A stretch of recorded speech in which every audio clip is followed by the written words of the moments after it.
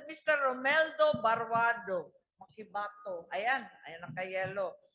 You have an affidavit. Okay.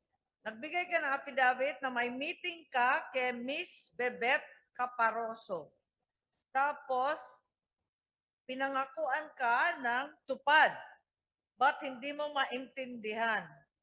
Tapos, binigyan ka ng 1,000, 1,000, Yes po. promise 500 per day. Tama ba ito? Kaya lang hindi mo naman natapos yung 500 kada araw. 500 na pirma. Yes Please po. explain na lang.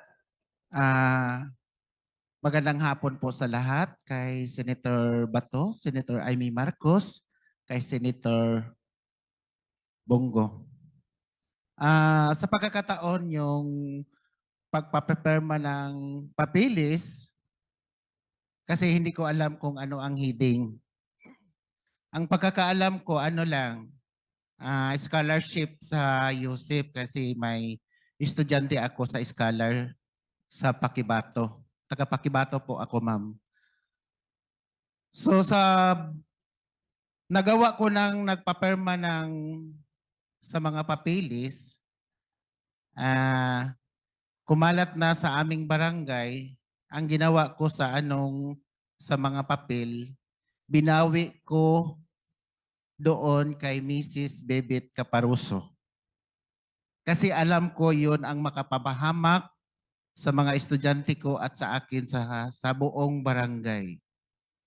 Tapos, kinuha ko sa bahay nila hating gabi at nagmakaawa ako na ibigay at ibalik mo yung papel ko for seguridad sa iyo at for seguridad ng mga tao ko at sa akin.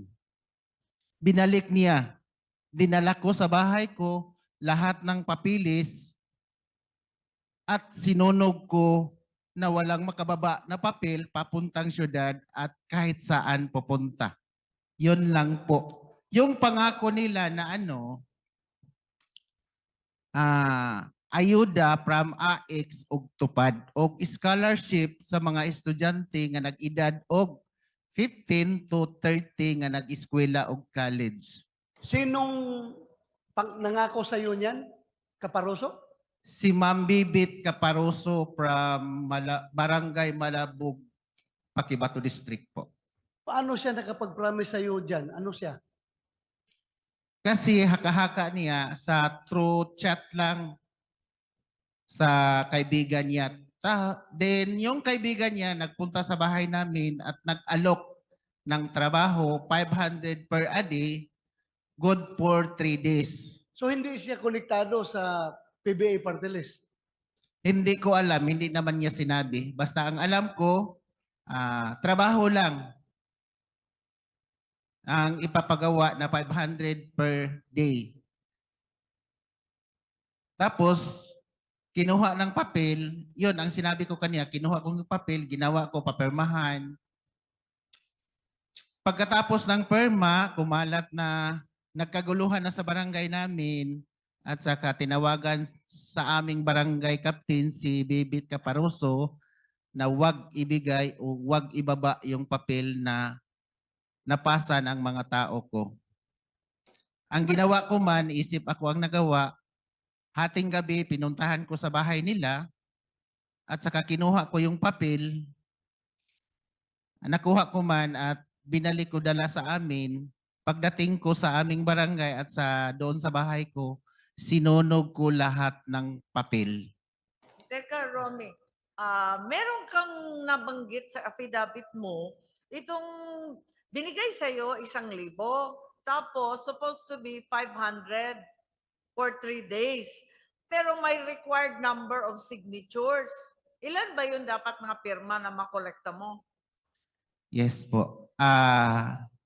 Sa bawat nagkampi ng perma, ma'am, bawat tao sa amin, good for 100 person. Then, inunahan kami ng 1,000. Pagkuha naming forma, May down payment ka na ng 1,000. nabigyan na kami ng 1,000. Pero ang sabi, hindi ka nakakolekta ng 100 pirma. Tama ba? Hindi mo na kompleto yung required number. Hindi naabot ng 100, ma'am, kasi sabi ni Bibit, bilisan nyo hanggang alas 6 ng hapon lang. Pero meron kang sinabi sa affidavit na ang sabi nitong Bebet, pumunta ka, kunin yung master list ng voters at pilitin mo kahit i-forge mo na lang yung pirma nila para Yun- makumpleto. Yun na nga. So, ginpeke mo? Yung iba, pinuntahan ko sa bahay nila, Okay, yung wala na pirmahan, hindi na namin pinirmahan. hindi mo pineke. Hindi po. Pero inutusan ka na i-forge mo na lang para matapos na yung... Hindi ko ginawa ng force. Alam ko yun sa batas kung mag-forge ng pangalan ng tao. Pero yun ang sinabi sa'yo, Yun ang sinabi niya sa akin, na i-forge mo na lang. na i-force ko na lang. Madam Chair, Yes, may we know who is the one giving you instructions to forge the signature of other people? Kasi ang sinabi niya, sir, pagkuha sa forma, maghanap ka ng master list sa Comelec at doon kayo maghanap ng pangalan at saka present number. Then sa barangay namin, sir, Sino nga yan? Sino yung tao na yan? si Bibit Caparoso po. David Caparoso? Yes po. Bibit. Bebet? Bibit.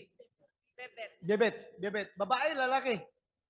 Babae po. Ang Babae. totoong pangalan niya po, Amelita Caparoso. Amelita Caparoso. Oo. Pero hindi mo alam kung konektado siya sa whatever organization. Hindi niya sinabi kung saan yung ayuda kinuha. Basta ang sabi lang niya, pagkatapos gawin, may ayuda kayo from AX, TUPAD, at saka scholarship sa mga the age of 15 to 30. So sa ngayon, take note. Ay, nasunog mo na pala, no? Nasunog mo na pala yung papel, no? Kinuha mo, nasunog. Gisunog yun ako tanan, sir. Kaya mo ay nakahatag og kagubot sulod sa mong barangay.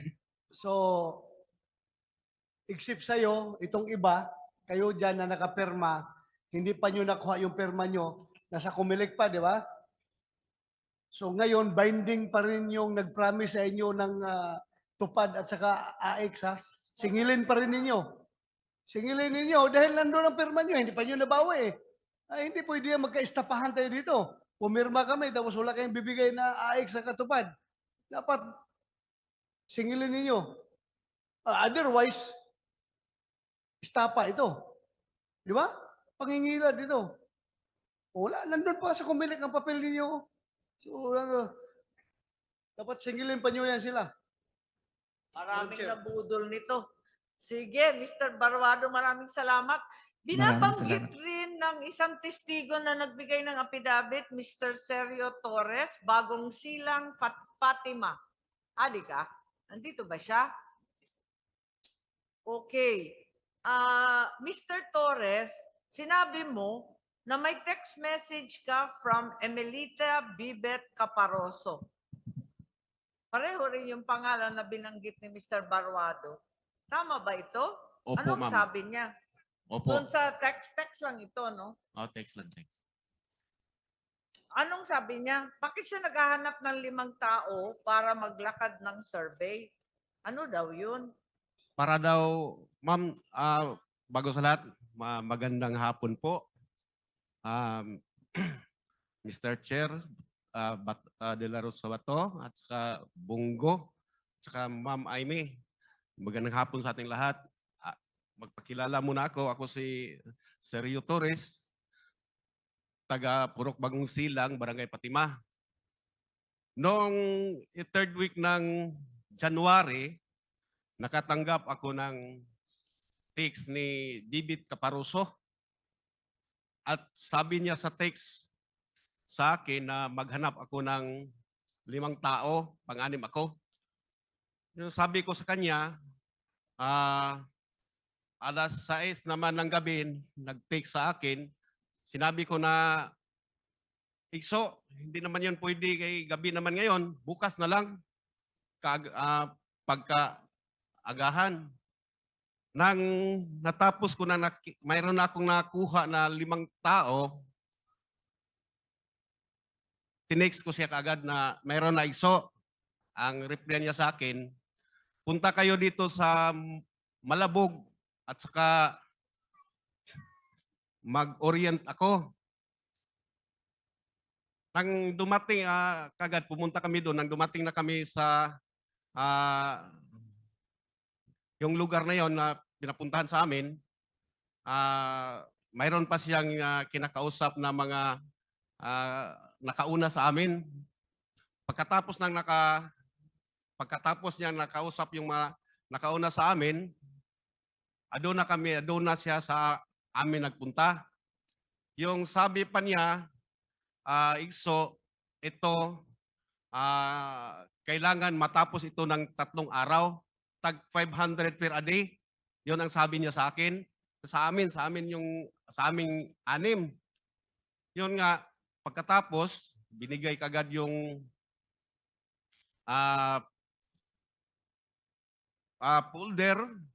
folder niya binigay sa akin at pagkatapos, binigay rin niya ang 1,000 sa amin, 6. At sabi niya, pang-allowance daw at saka pang-gasolina at pananghalian namin. Yun ang sabi niya sa amin. Nang pagkatapos nun, umuwi kami agad sa Purok Bagong Silang at doon kami nagluluto ng pananghalian. Pagkatapos, relax kami kagad na sandaling minuto. Pagkatapos, take siya kaagad na, Igso, ibalik yung lahat ng papel dahil hindi pwede, pinagbawalan, bawal daw, pinagbawal. Yun nga, sabi ko sa kasama namin na ano ba ito? Ibalik natin dito sa kanya yung folder lahat. Nang pagkatapos, wala kami na pagpapirma dahil nag-text man siya kagad na ibalik. Teka, bakit kilala mo itong si Bibet Caparoso? Kasi panay naman ang text niya sa'yo. Oo. Juan, kilala ko yun, ma'am, dahil na Igso ko man yun, Igso. Yung sa Bisaya ba, Igso. Igso, Kanang God sister, God Oo, brother. oo, God Kasi sister. kung Oo. Ninong, Godfather, di ba? Godfather, God Oo, oo, sister. Godmother. Oo. So, Igso, God brother, God sister. Sa binyag Opo. ba? Binyag. Sinabi ba niya kung Opo. sino nagbigay nitong pera, nitong mga form? Wala siyang binanggit, madam. Yung nakita ko lang doon sa may lamisa, may kalendar na PBA. Nagtatrabaho ba siya sa PBA? Kalendar si Sige. Attorney Nograles. Migs, Attorney Nograles. Tama. Oo. Oo. Okay. Sa pagkatapos noon mayroon siyang sinabi na sa amin, bawat isa sa amin, tag 500 per a day, tapos mayroon siyang sinabi na tupad ang kanyang sinabi sa amin. At Tama. maglista raw kami ng 30 names of iski dahil na papaaralin ng scholar. Okay. Yun lang po. So, ang natanggap mo, yung 1,000, yung 500 a day, di na natuloy. Wala na po. Na rin yung tupad at yung scholar. Wala na. Okay, salamat. Ngayon, nandito yung mga CDO, ano? Thank you very much sa ating testigo. At pareho kayo ni Mr. Barwado, pareho rin kayo ni Sergio Torres, pareho rin ang kumausap sa inyo, no? Okay, Senator Bato, I think you wanted to go ahead with Yes, to Mr. Adonis from Change Philippines. Mr. Adonis. Madam Chair, parang may gusto ka pa sabihin? Okay na? May Wala na? dagdag ka pa, Okay na, Mr. okay na. Barwado? Wala na po. Ay, Salamat po. thank you sa inyo. Pareho pala ang kumatok sa inyo. Okay. Yes, Madam Chair. From Davao, we go to Bukidnon. This is your names were mentioned by people from Bukidnon na nakapirma na hindi daw na naintindihan yung pinirma, hindi in-explain sa kanila, at may promise na bigyan ng AX or tupad. So, ang pangalan na sinabi is Mr. Adonis Gonzales and Mr. Adonis Ragase. So, unahin ko muna si Mr. Adonis Gonzales. Nagkataon lang ba talaga na pareho kay Adonis? Adonis talaga? Yes, Your Honor. Okay. So, Adonis Gonzales, taga saan ka ba? Taga Cagayan de Oro din po. Cagayan de Oro. So, paano? Cagayan.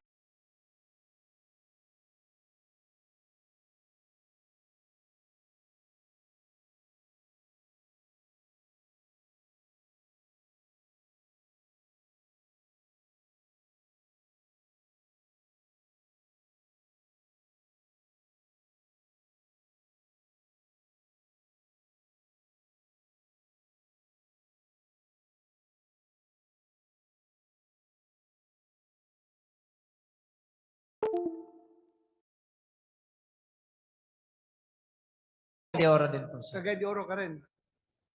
So, paano na sangkot Sige yung pa. pangalan mo dito sa People's Initiative? Sige po, Please. sir. Go ahead. Madam Chair, Honorable Senators, Senator Bongo, Senator Bato de la Rosa. Good afternoon po sa lahat. Medyo takot na takot po kami ngayon dahil sa dito lahat kami lang yung mga nagpapirma. Tapos lahat dito yung kumbaga pinapirma kami yung kaya takot na takot na iiyak ko palagi sa ano dahil Relax lang, relax lang. natakot kami. Andito kayo sa Davao. Sagot ko kayo. Salamat. Itaga mo sa bato. Salamat po. At saka sa amin po, ang pagkakaiba, kasi lahat ng na-mention na nagpapapirma ay parang karamihan yata nasa gobyerno. Party list, yung parang mayroong mga mayor, parang ganun. Sa amin po kasi, NGO po kami, sir. Nung malaman namin na mayroong People's Initiative, parang nag-usap kagad kami na paano ba tayo makasali dito kasi parang na-excited kami. Yung Change Philippine po kasi nag-exist na po 2007 pa pero na-register kami sa SEX noong 2019. So palagi po kaming nag-support sa local government. Yung isa sa advokasya po talaga namin yung reform in terms of constitutional reform. So, you want to impress this committee na wala kayong connection with PERMA. Ang nangyari po kasi sa amin nung we wanted to join, yung naghanap kami doon sa People's Initiative Project. Okay. So ang nakontak po namin si Attorney Red Tuazon. Siya po yung nakontak namin na Sino siya? Sino? sabi po niya sa amin ay petitioner din po daw sila. Under what organization? I think sir, parang nagko-convene lang sila lang nung wala yatang legal personality or walang buong grupo or movement. Sabi niya, these are individuals. So, you are Change Philippines Incorporated. Apa, You are not in any way connected to PERMA. hindi po kami Hindi. connected. Hindi You are po. not in any way connected to any party list. Hindi po. Kaya nga po, kabado kami kasi hindi kami sa gobyerno po. Talagang sa NGO po kami. Oh, so kung wala kayong connection, wala kayong instruction galing from any congressman, Wala naman po. wala. So kung wala kayong connection, paano kayo nakaproduce nung papel na pinapirmahan Actually ninyo? po, may kopya po na binigay sa amin si Attorney Red. Pero marami na rin naman po. Kasi sa Bukidnon po, ang dami na pong mga forms. Pinapotocopy lang po namin, sir. So nagpaputocopy kayo? Yes po. Yes po. Opo. You're under oath, ha? Opo. Ha? Yes po. Kami Kayo po. mismo ang Yes nag-produce po, ng kami po. forma. Kung makikita po kung yung dinala nung yung doon sa unang hearing po nung mga taga Don Carlos, iba-iba po yung papel kasi iba-iba po yung pagpapotocopy namin, sir. Paano mo nakilala yung Attorney Red Tuaso? Ay, naghanap po talaga kami ng makontak namin, ma'am. And Saan mo then nahanap? yung kaibigan po namin na connect sa kanya po. Sino siya? Siya yung Convener daw siya. Sabi niya, convener siya ng Nandito PI People's Initiative Project po. tanungin natin yung mga abogado ng pirma. Sino si Mr. Red Tuason? Your Honor, as I said earlier, hindi ho kami part ng operation and ng personnel ng pirma. We are counsel po ng pirma. So we need to confer ho talaga with Mr. Oñate and check our records. Thank you, Your Honor. Because he was also the name in the screenshot involving the offers to the different members of the House. So I wanted to be able to clear his name. In any case, ang sabi po ng Change Philippines, ito yung address ninyo, TriQ Building. Apo, actually old address na po yan, ma'am, pero yan po yung official na nasalagay sa SEC registration po. Nasa SEC ito, pero walang tao dun nung pumunta kami. Saan na ba kayo located? Sa ngayon po, ma'am, actually, kasi nagre-rent lang kami dati dyan, wala pa yung talagang wala pang nire-renta po ngayon. Naghahanap po sa ano. I see. Okay. So, yeah. No known address sa ngayon.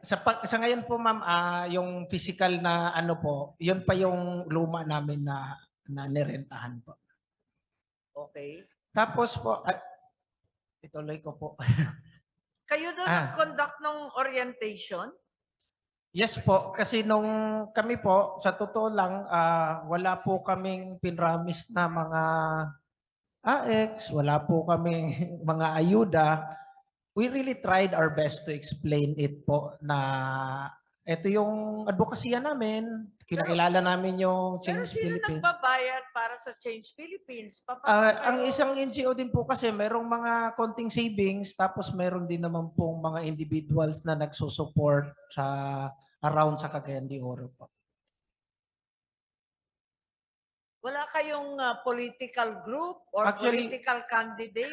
Wala po talaga kasi yun kung narinig niyo po yung sinabi nung taga Don Carlos na explain namin sa kanila, sinabi namin actually nakausap rin namin si Mayor Rabanes po ng Kibawe, in-explain namin na kahit kami po nung nalaman namin na sumasali kung totoo man si Speaker ng Kongreso, ay sinabi namin talaga sa kanila doon na napapasama kami kasi may intervention ng speaker kung meron man. Ang sa amin lang po talaga, gusto lang namin talaga, nakita kasi namin sa Mindanao, sir, walang mga NGO na sumasali. And we wanted to get parang seat on the table, kaya nag-uuna po kami. Alam mo, I find it very unbelievable pag sinabi mong through your own initiative, sumakay lang kayo sa kausa. Kasi ang bilis ng pangyayari. Kami nga, Senado, hindi nga namin alam na meron palang People's Initiative. Tapos kayo, nakasabay kaagad kayo, nakapapirma kaagad kayo. Meaning, you are part of the planning. Well, you know what to do because naiporma na kayo, nakapunta kayo sa Bukidnon, taga Cagayan de Oro kayo, di ba? Sir, originally po ako, taga Bukidnon din po ako originally, sir. Marami po akong mga kamag-anak sa Maramag, Bukidnon, pero Pangantukan po kami, sir. Oh, pero ngayon, nasa Cagayan de Oro ka na nakatira. So, yung grupo po namin, yung Change Philippines Incorporated, nasa saan ka ngayon nakatira? Ako po sa Cagayan de Oro. Cagayan de Oro nga, oh. Ang bilis mo nakapunta na Bukidnon, nakapapirma, sumakay ka kaagad na tahimik man itong pinatakbo ng mga proponents ng People's Initiative. So, ibig sabihin, tahimik rin ang coordination ninyo. Matagal ang coordination ninyo.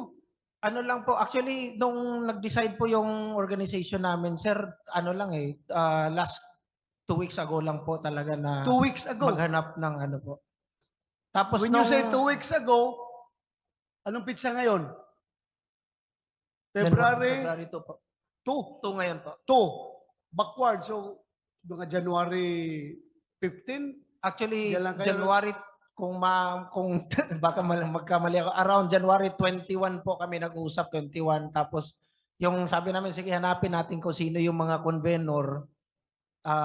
Yun, mga 23 yata yun na kausap namin si... Walang nag-utos sa inyo na congressman from Cagayan de Oro? Wala naman, sir, kasi Ha? kaming connection sa congressman ng Cagayan de Oro, sir. Ha? Sa totoo lang, sir. I mean, kilala po namin yung mga congressman ng Cagayan de Oro po. Congressman na Bukidnon? Wala naman po. Ang isa namin na nakunan po ng kopya rin nung ano, sir, yung mga sa first district na mga tao ng congressman, sir. Mayroon ding mga forms na I am taking your word. But Yes po, ako, nagtataka lang ako eh. Ang bilis niyo nakasakay sa pagpapapirma na yan. Samantalang kami, senador mismo, partner namin yung mga tao na nasa likuran nito, hindi nga namin alam. Tapos kayo, ang bilis, no? Andyan na kagad. Actually, sir, kung hindi rin... Did somebody announce it to you that they are going to initiate the People's Initiative? Meron bang nagsabi sa inyo na gagawin namin ito? Kaya sumakay na kayo dito? Actually, sir, sa grupo namin, sir, na napag-uusapan na yan na parang we just try to parang seize the opportunity sa mga grupo namin. Kaya nung sinabi na saan pa ba meron, kasi marami na nga sa Misamis Oriental daw at saka sa Cagayan de Oro. Sabi, sige sa ang walang gumagalaw ngayon sa 3rd District, kasi nung nagtanong-tanong kami, meron na sa 1st District. Walang gumagalaw kasi yung congressman doon, Congressman Subiri, ayaw niya talaga ng doon lang din hindi siya namin. nagsusuporta sa People's Initiative. Actually, sir, So, kaya kayo pinadala doon para i-cover yung district ni Congressman Subiri. So, sino nagpadala sa inyo doon? I would be honest, sir. Ako mismo, sir, nung narinig namin yung statement ni Senator Migs po, nandun na po kami. In fact, doon, kahit nga yung statement ni VP Sara, doon kami sa Don Carlos, ako mismo, sabi ko, I assume naman na hindi tutol si VP Sara. Baka tutol lang siya doon sa pagbabayad or pagbibili ng pirma. Kami, parang relax kami kasi hindi kami bumibili talaga ng pirma. In fact, sinasabi namin na kung ayaw, kung halimbawa ang ayaw nila, in-explain nyo na, ay huwag nyo nang pilitin. Yun yung kung narinig ko po dito yung sinabi nung taga Don Carlos na pag ayaw naman, wag na kasi basta Pero, na-explain nyo lang. Mr. Gonzales, iba yung sinasabi ni Roland Padios at Jocelyn Movera. Ang sabi nila, survey daw ang pinapapirma. Wala ka daw pinapaliwanag tungkol sa konstitusyon, batas, saligang batas. Ang sabi mo, pirmahan, survey man lang. Sorry po, pero natatakot ako ngayon. It will be her word or his words against my word po. Pero ito ha, we tried to explain po talaga. dahan-dahan kang nabubuking dito. Kasi nga, hindi ko nakuha yung records nung last hearing. Yes, opo. Hindi ko nabasa, pero sinabi nga pala na sinabi mo daw na survey lang ito. Nakamotor pa nga kayong dalawa, di ba? Kayong dalawa, nakamotor. Hindi Anong po sinakyan nyo? nakamotor. Anong sinakyan nyo? Mayroon pong sasakyan. Ako, Sasakyan. sir, mayroon din siya. So, pero your name was mentioned Yes, by opo. the witness. Yes po. Hindi po namin tinatago, sir. In fact, nagbigay kami ng ID po. So, basically, sir, it will be, Your Honor, my words against their words, pero on my best memory po, I would really say that I tried to explain. Even po kay Mayor Rabanes po, you can talk to Mayor Rabanes and I really tried to explain po yung... Anong in-explain mo? Sa Unang-una po, Constitution? sinabi ko na yung nakalagay doon sa form, binasa ko po yung provision. Tapos sinabi po namin na kami sa Change Philippines, we wanted to take part po nung You wanted the change from a bicameral to a unicameral form? Pinaliwanag ba ninyo yun? Hindi na po in detail po, ma'am, pero yun po ang sinabi namin na in terms of the final proposal po, we wanted to take part on the formulations of the proposed Anong amendments. klaseng po. explanation yun? Basta sumali lang, pero wala namang pinaliwanag tungkol doon sa pinapapirma. Parang hindi maliwanag na explanation mo. Yun. Take part, meaning pumirma ka? Or take part, meaning eto ang mangyayari, eto yung provision? Parang nalilito.